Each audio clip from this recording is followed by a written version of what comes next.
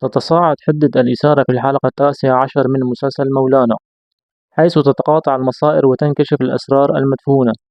تبدأ أحداثنا بمخاطرة كبرى يقدم عليها أسامة العسكري الوفي لمولانا، حين يتسلل ليلا إلى مكتب العقيد ليسرق خريطة الألغام الحساسة ويقدمها لمولانا كفعل ولاء قد يغير موازين القوى.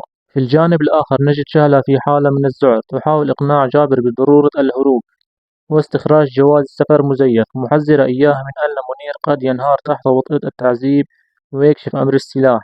لكن جابر وبثقة مطلقة يؤكد أن منير لن يخون العهد أبدا، فبينه وبين العقيد سائر قديم لا يمحوه الألم وهو مقتل والده. تنتقل الكاميرا إلى سلمى التي تتوجه للمغارة لتخبر جواد بأن مولانا ينتظره في أعماق الغابة لأمر جلل. تخبره أيضا بالأنباء السيئة، لقد تم اعتقال منير وتعرض منزل مولانا للتفتيش والتخريب الكامل على يد رجال العقيد. داخل السكن العسكري نرى مشهدا مؤلما لمنير وهو يتعرض لأبشع أنواع التعذيب على يد العقيد ورجاله.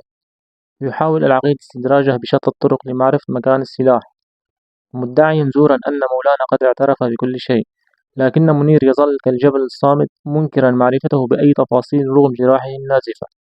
في الغابة يسلم مولانا خريطة الألغام لجواد طالبا منه إنهاء عملية تطهير الأرض من الألغام في غضون يومين فقط، تمهيدا للوصول إلى السكنة العسكرية. وفي لحظة إنسانية يوصي جواد مولانا بشقيقته سلمى في حال أصابه مكروه.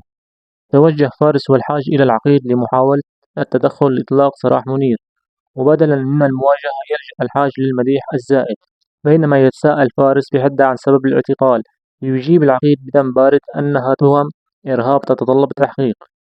تصل الأحداث لقمة الاشتعال عندما يقتحم ابن عم زينة ورجاله الحدود بضوء أخضر من العقيد لاختطافها. يحاول جواد الدفاع عنها بكل استماتة لكنه يضرب بوحشية. يركض جواد والدماء تغطي وجهه إلى مولانا مستنجدا: أدرك زينة إنهم سيذبحونه.